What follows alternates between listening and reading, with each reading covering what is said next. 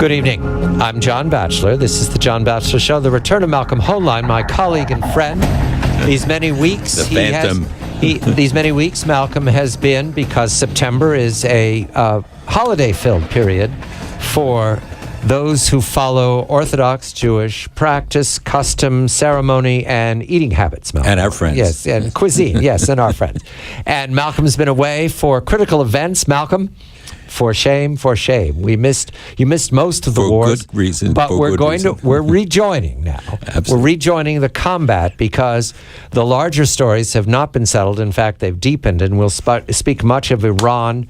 We'll speak of Hamas, the conflict in Egypt, in the Sinai, and then the challenges always of the rascals and the Palestinian Authority. But we begin with Syria, because over these last weeks, since the Red Line episode of the Obama administration and the United Nations settling what appears to be at least a good start for the Organization for the Prevention of Chemical Weapons, we get back to the Syrian civil war.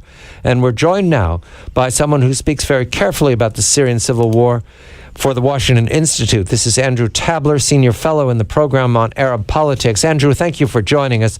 The information I have developed in the month of September is that there was a large consolidation of groups heretofore identified as rebels or opposing the Assad regime, now folded under, and the metaphor is inexact, but we have it, under the umbrella of the jihadists. Large organizations, I have a long list. Al-Nusrah is generally understood to be a jihadist organization, but there is also Al-Qaeda in Iraq and the Levant. First, the larger story. Is it true that there are heretofore separate rebel groups now following in the jihadist fold? Good evening to you.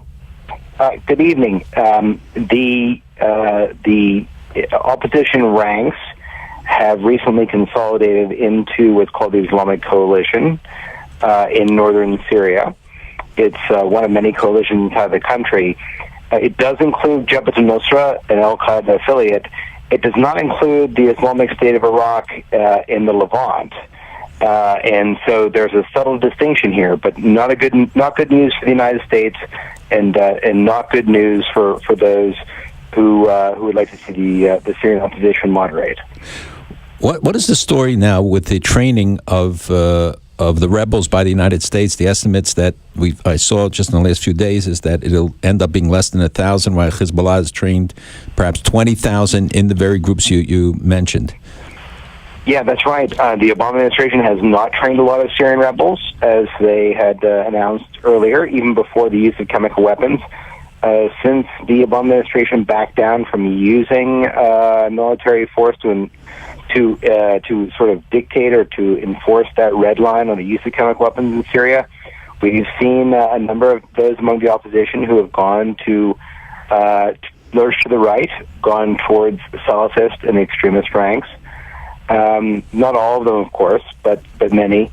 And it's just another sign that things in Syria on the ground are not going our way at all. Can I ask something to leap over to the current issue about the chemical weapons inspections, etc.? The Syrians submitted 30 sites. We know from U.S., Israeli, other intelligence, at least 50. You think there's any chance that we will, as in the words of the defecting general from Syria, they will never see an honest accounting from the Syrians? I think President Assad has an interest in dragging this out as long as possible, given that it's a prolonged conflict. I don't think that President Assad's accounting of his chemical weapons stocks will be fully honest. It doesn't make any sense. He doesn't have these chemical weapons because of the rebels. He has them also because to counter also Israeli threats and vis-a-vis Syria, and it has historically, going back in time, even back to the days of the Soviet Union. So it's a very complicated picture, and I would be very, very reticent to take the Assad regime's account of their stockpiles. I want to press the story of Al-Nusrah, or the Jabhat al-Nusra Front. These are jihadists, and yes, there's a distinction to be made between people who play for the New York Yankees and people who play for the New York Mets. But they're professional baseball players, that much, but yeah. And they play in New York. So I understand the distinction, but from the outside, They carry bats. I will not follow the metaphor anymore, but I do mention the fact that Nusra is in constant conversation with Al-Qaeda, Islamic State of Iraq and Levant, and that conversation includes cutting throats and destroying everything we understand as democracy and transparency. So if Al-Nusra is advancing, so is the enemy, Al-Qaeda. Is that generally true? Is that okay with an understanding of what's going on in Syria? Sure. I think that it's accurate to say that Jabhat al-Nusra, which is an Al-Qaeda affiliate, but is more moderate than the Islamic State of Iraq and the Levant. The fact is that it's growing in strength. It's there. And after the United States backed down on enforcing the red line in Syria, it's grown in stature. It's, beyond dealing with the chemical weapons in Syria, which is very important. There are a number of other strategic threats that are coming from Syria. And one of them is the growing influence of extremist groups. Now, for the United States, this is a medium-term threat. For countries like Israel, this is a very short-term threat because, of course, they border Syria, and Jabhat al-Nusra's influence there is very important to the overall security in the region. So it's another bad sign that the Syria crisis is going to come back to bite all of us sooner rather than later.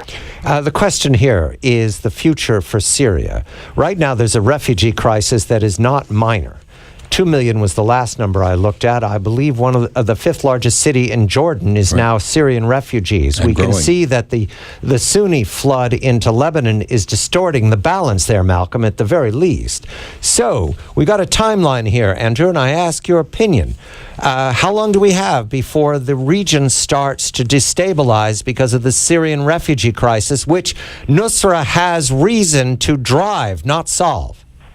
Right. I think we're looking at months here before, in order to destabilize the situation. There are just differences in what President Obama perceives to be an American security threat and what Israelis do. I would not want to be bordering Syria at this point, and I think that's going to become apparent very soon. But what about your proposal, and the one that others have suggested? The only real solution to this is carving up Syria into ethnic divisions or religious divisions and letting the refugees come back, as was pointed out. I'm not sure that the lease for Jordan is even that long. By the end of the year, it'll be, 20% or more of the population in Lebanon, elsewhere. So is this something that really has to be implemented in a short period of time? Yeah, I think the de facto partition of Syria is something that we're going to have to reckon with and deal with. It's better to take care of Syrian refugees inside the country than in neighboring countries. Apparently, the White House doesn't agree, at least for now. We'll see how long they can stretch this out. And what about the Kurds then in this situation?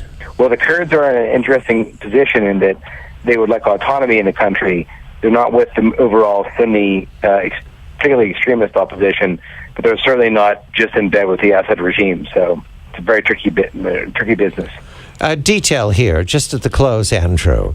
Because we're dealing with a civil war, an ongoing crisis in one country, the Assad regime looks now to be gaining in confidence. Does that mean the civil war is less likely to go on, or more likely to go on as the Assad regime gains in confidence? No, much more likely to go on for the foreseeable future. They don't have the troops to take over the rest of the country.